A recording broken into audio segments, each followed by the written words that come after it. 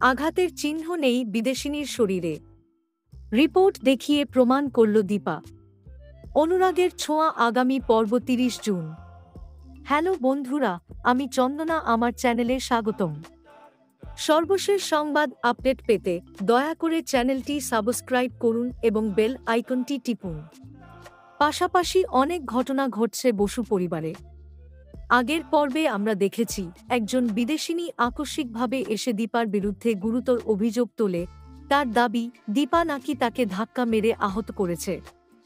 বাড়িতে উত্তেজনার পারদ চড়মে। সবাই বিভ্রান্ত, দীপা এমন কাজ করতে পারে?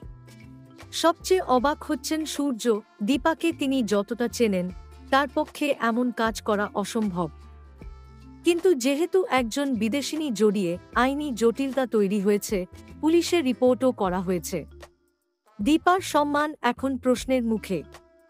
দীপার চোখে ধৃতা, কিন্তু মন জুড়ে চিন্তা। মেয়েরা স্কুলে গেছে, কিন্তু সে বসে নেই, নিরন্তর ভাবছে কিভাবে প্রমাণ করবে সে নির্দোষ। সূর্য যদিও মুখে কিছু বলেনি, কিন্তু তার চোখের গভীরে সন্দেহ দীপা স্পষ্ট দেখতে পেয়েছে। সেটাই তার সবচেয়ে বড় কষ্ট। একজন সত্যিকারের যোদ্ধার মতো দীপা নিজেই বেরিয়ে পড়ে সত্যের সন্ধানে। সে সরাসরি যায় হাসপাতালে, যেখানে ওই বিদেশিনী চিকিৎসা নিয়েছে।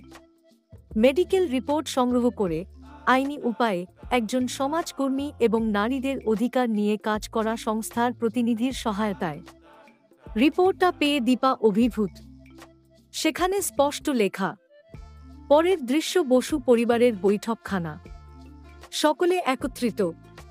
বিদেশিনী হাসিমুখে বসে আছে, যেন সে ইতিমধ্যেই জয়ী। দীপা এসে সবার সামনে রিপোর্ট তুলে ধরে। চোখে চোখ রেখে বলে, আমি কাউকে আঘাত করিনি। এই রিপোর্ট তার প্রমাণ। এখানে স্পষ্ট লেখা আছে, কোনো আঘাত বা চোটের চিহ্ন নেই। তা